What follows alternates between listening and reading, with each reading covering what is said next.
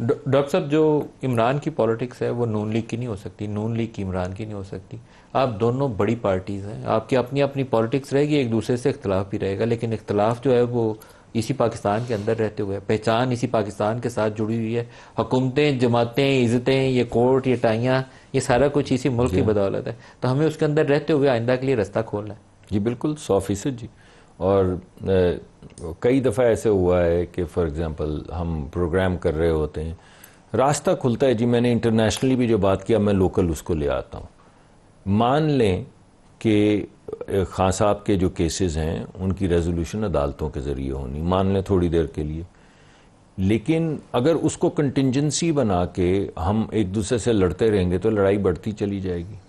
لیکن اگر ہم راستے کھولنا شروع کر دیں، جتنی بھی ہمیں اسٹریٹجک سپیس ملتی ہے، مثلا اگر ہم پارلیمان کے اندر وزیر اعظم صاحب نے دعوت دی کہ میں آپ کو دعوت دیتا ہوں، پی ٹی آئی کا نام لے کے دعوت دی کہ اور آپ میرے پاس نہیں آنا چاہتے تو اسپیکر صاحب کے کمرے میں ہم چلے جاتے ہیں، آپ آئیں میرے ساتھ بات کریں، ہم سب سے بات کریں.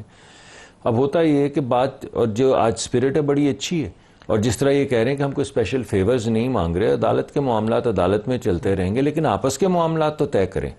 تو ان معاملات میں بہت سی شدت، بہت سی حدت، بہت سی پولرائزیشن، اللہ پولیٹیکل لیڈرز کو وہ ہمت اور وہ بصیرت عطا فرمائے جو پاکستان کی مضبوطی کا سبب بنے، آگے بڑھ جائیں اس موقع پہ. میں ایک نوجوان کو، باقیوں کو بھی، لیکن میں آپ سب کو اس لیے کہتا ہوں کہ you are the decision makers, take those decisions. گھبرائیں نہیں، گھبرائے بغیر فیصلے نہیں.